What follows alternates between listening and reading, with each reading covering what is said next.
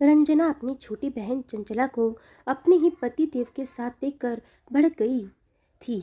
तब चंचला ने बड़े ही रहस्यमय ढंग से उसे यह बताया कि वह उसकी छोटी बहन नहीं बल्कि मीनाक्षी है। यह सुनकर रंजना के तो होश ही उड़ गए थे, क्योंकि मीनाक्षी का तो कुछ समय पहले ही स्वर्गवास हो चुका था। आज अपनी छोटी बहन का ये रूप देखकर रंजना को यकीन नहीं हुआ। उसका पति भी उसके सामने ही चंचला को अपनी बाहों में लपटने लगा। रंजना डर के मारे कुछ बोल ही नहीं पा रही थी। चंचला ने जलती हुई नजरों से उसे घूरते हुए कहा, अब ऐसे क्या देख रही हो? अब ये बेडरूम ही नहीं बल्कि तुम्हारा पति भी मेरा है। रंजना ने बहुत हिम्मत जुटाकर एक आखिरी कोशिश करते हुए अपने पति से कहा, देव, यह सब क्या हो रहा है? आखिर चंचला बार बार ऐसा क्यों कह रही है कि वह मीनाक्षी है, और तुम उसके साथ इतने सहज होकर उसे अपनी बाहों में क्यों भर रहे हो? बोलते बोलते उसकी आंखों से आंसू बहने लगे तो देव ने व्यंग से कहा, देखो, मेरी मीनाक्षी वापस लौट आई है। हमारे प्यार की जीत हुई है।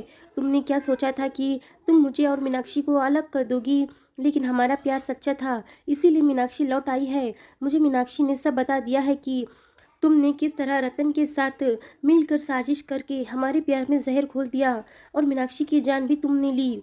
देव की बात सुनकर रंजना के चेहरे का रंग उड़ने लगा।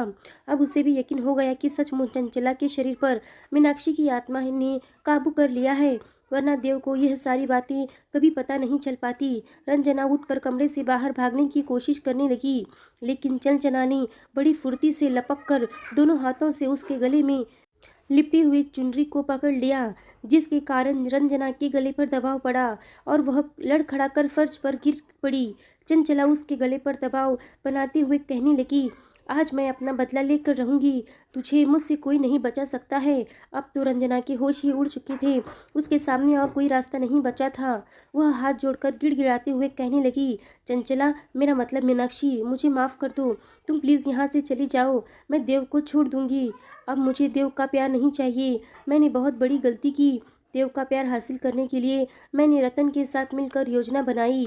देव को तुम्हारी नज़रों में गिराया, फिर देव को आत्मग्लानि के सागर में डुबोकर मैंने उससे शादी करने के लिए मनाया, और उसके बाद तुम्हें भी मौत के घाट उतार दिया, ताकि भविष्य में कभी भी तुम्हारा साया हमारे रिश्ते के ऊपर न पड़े।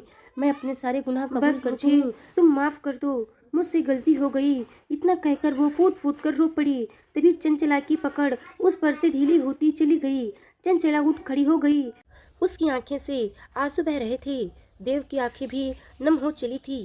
रंजना सक पकाकर खांसती हुई पीछे सरकने लगी।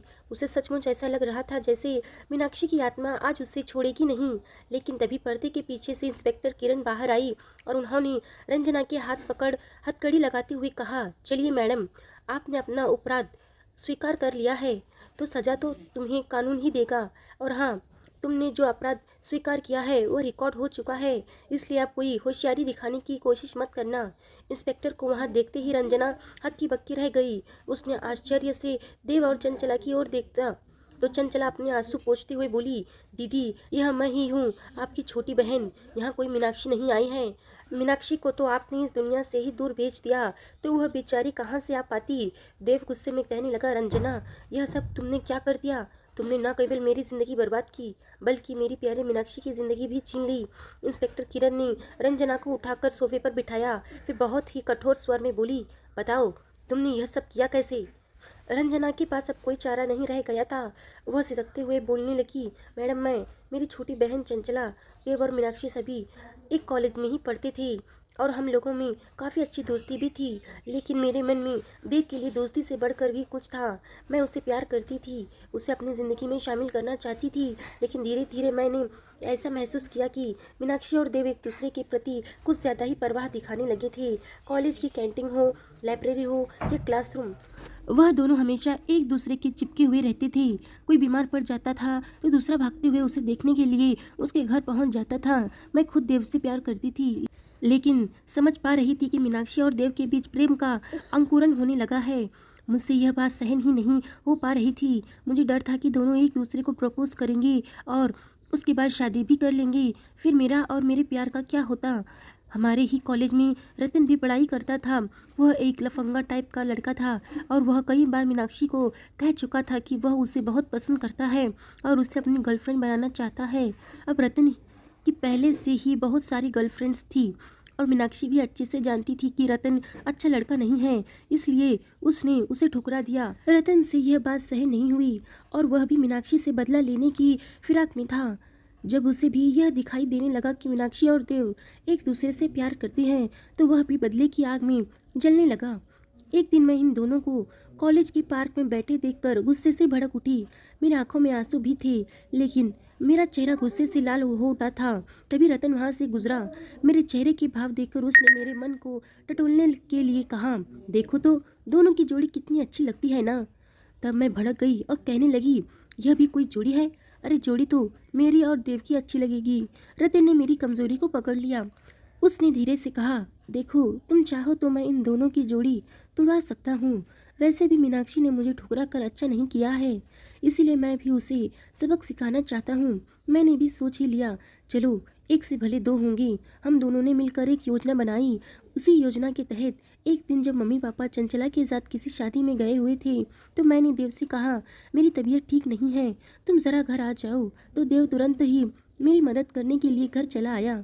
देव ने मुझे काढ़ा बनाकर पिलाया। मैंने भी देव को जूस निकाल कर दिया। जूस में मैंने उसे नशीली दवाई मिला दी थी, जिसके कारण देव अपने होश खोने लगा था। फिर मैं देव के करीब आई, उसे बेडरूम में ले गई और रतन ने हमारी कुछ आपत्तिजनक तस्वीरें खींच ली। उसके बाद वह तस्वीरें चुपचाप हमने मीनाक्षी को भेज दी। मीनाक्षी का तो दिल ही टूट कर रह गया। वैसे तो उन दोनों ने एक दूसरे से प्रेम का इजहार नहीं किया था, लेकिन मीनाक्षी को हमेशा से ऐसा अनुभव होता था कि देव उसके लिए कुछ ज्यादा ही परवाह दिखाता है और मीनाक्षी उसके व्यवहार में छिपे प्रेम को साफ महसूस कर पाती थी। लेकिन उसे बड़ा दुख हुआ कि अगर देव को उसके प्रेम नहीं था, तो क्या वह बस उसके साथ टाइम पास कर रहा था।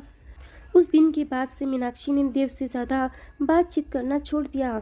इधर मैंने देव के सामने रोने धोने का नाटक किया कि देव, तुमने मेरी इज्जत को तार तार कर दिया है। अब मैं किसी को मुंह दिखाने के लायक नहीं रही। वैसे तो मैं तुम्हें पसंद करती थी, लेकिन तुमने मेरे साथ यह सब ठीक नहीं किया है। यह सब जानकर देव के पैरों तले जमीन खिसक गई थी। उसे समझ नहीं आया था कि आखिर उसने इतनी बड़ी गलती कैसे हो गई। लेकिन उसने मुझे आश्वासन दिया कि वह जिंदगी भर मेरा साथ निभाएगा, मुझसे शादी करेगा, और तब मेरी योजना सफल हो गई थी। लेकिन रतन इतने से ही संतुष्ट नहीं हो पाया। उसने मेरे मन में यह बात बिठाई कि हो सकता है कल को मीनाक्षी उसे माफ कर दे और देव फिर से उसके प्यार में पड़ जाए, इसलिए हमें मीनाक्षी को रास्ते से हटा देना चाहिए। तब मैंने एक दिन मीनाक्षी को कॉलेज के छत पर मिलने के लिए बुलाया और उसे वहां से धक्का देकर नीचे गिरा दिया, और इस तरह मीनाक्षी का किस्सा भी समाप्त हो गया। फिर देव ने मुझसे शादी कर ली और मैं इसके साथ हंसी खुशी रहने लगी। सारी बातें जानकर चंचला गुस्से से चीखते हुए बोली, दीदी तुम इतनी स्वार्थी और निठुर कैसे हो सकती हो। तुमने प्यार नहीं केवल पाप किया है। प्यार तो कितना पवित्र एहसास है, लेकिन तुमने अपनी घटिया हरकत से इस प्यार के नाम पर कलंक लगा दिया है। जब देव ने तुमसे शादी की बात की तो मुझे बड़ी हैरानी हुई थी कि देव तो मीनाक्षी से प्यार करता था। मीनाक्षी मेरी सबसे अच्छी दोस्त थी। मैं भी मीनाक्षी के मनोभावों से अनजान नहीं थी। मुझे बड़ा गहरा धक्का लगा था कि देव और मीनाक्षी आपस में प्यार करते थे, तो उन दोनों से एक दूसरे से प्यार का इजहार क्यों नहीं किया। और देव तुमसे शादी क्यों करना चाहता है। तब मैं देव से मिली थी। मैंने कहा था कि तुमने मेरी दोस्त को धोखा क्यों दिया। लगता है तुम्हारे गम में ही उसने अपनी जान दे दी। तब देव ने दुखी स्वर में मुझसे बस इतना ही कहा था कि मेरे साथ क्या हुआ है वो मैं तुम्हें नहीं बता सकता। तब मुझे देव की बातें कुछ समझ में नहीं आई थी। यह मुझे बहुत मतलबी और स्वार्थी लगा था, जो मीनाक्षी के इस दुनिया से जाती ही मेरी दीदी से रिश्ता जोड़ने चला आया था। लेकिन 20 दिन पहले ही देव ने मुझे फ़ोन करके बुलाया और बताया कि उसने रतन और अंजना के कुछ मैसेजेस पढ़े हैं, जिससे पता चला है कि इन दोनों ने मिलकर ही यह सारी योजना बनाई थी। तब मैंने और देव ने मिलकर अपनी एक अलग योजना बनाई, जिसके तहत मैंने ऐसा नाटक किया कि मीनाक्षी वापस लौट आई है। तब दीदी ने डर कर अपना अपराध स्वीकार कर लिया। इन सब में इंस्पेक्टर किरण ने भी हमारी बहुत मदद की। सच्चाई जानकर रंजना कांप उठी और कहने लगी, रतन ने सब बर्बाद कर दिया। मीनाक्षी के गुजरने के बाद मैंने उससे सारी संपर्क समाप्त करने की कोशिश की, लेकिन मेरी शादी के बाद रतन मुझे ब्लैकमेल करने लगा कि अब उसे अपना मुंह बंद रखने के लिए रुपए चाहिए। एक दो बार तो मैंने उसे रुपए दिए भी, लेकिन उसकी डिमांड बढ़ती जा रही थी, जिसके कारण मैं बहुत परेशान थी। शायद उसी दौरान देव ने उसके मैसेजेस पढ़ लिए होंगे। इतना कहकर वो फूट फूट कर रोने लगी। आज उसकी सारी चालें असफल हो चुकी थी। देव उससे नफरत करने लगा था। वह मीनाक्षी को याद करके फूट फूट कर रो पड़ा। एक पागल लड़की के जुनून ने न केवल उन दोनों के प्यार का गला घोट दिया था, बल्कि मीनाक्षी के जीवन को भी समाप्त कर दिया था। देव ने आगे बढ़कर रंजना के चेहरे पर तमाचा बरसाते हुए कहना शुरू कर दिया, तुम जैसी घटिया औरत ना तो प्यार करने की लायक है, ना किसी का प्यार पाने की लायक। जिसे तुम प्यार का नाम दे रही हो, वो बस तुम्हारी जिद थी, मुझे पाने की जिद, मीनाक्षी को मुझसे दूर करने की जिद। और इस जिद ने आज तुम्हारी जिंदगी भी पूरी तरह से बर्बाद कर दी है। रंजना बस रोती जा रही थी। इंस्पेक्टर किरण ने बड़ी मुश्किल से रंजना को देव की पकड़ से छुड़ाया और उसे गिरफ्तार करके अपने साथ लेकर चली गई। रंजना और रतन दोनों को उनके किए की गुनाहों की सजा मिली। देव, जो मानसिक रूप से बिल्कुल टूट चुका था, उसे इस मुश्किल समय में चंचला ने ही संभाला। 2 सालों बाद चंचला ने उसका हाथ थामने की पेशकश की तो देव भी चंचला को इनकार नहीं कर पाया, क्योंकि मुश्किल वक्त में उसने ही तो उसका साथ दिया था। आज देव और चंचला एक दूसरे के दुखों को साझा करते हुए एक दूसरे के साथ प्यार से जी रहे हैं। कहानी के बारे में आप लोगों की क्या राय है, कमेंट कर ज़रूर बताएं। धन्यवाद।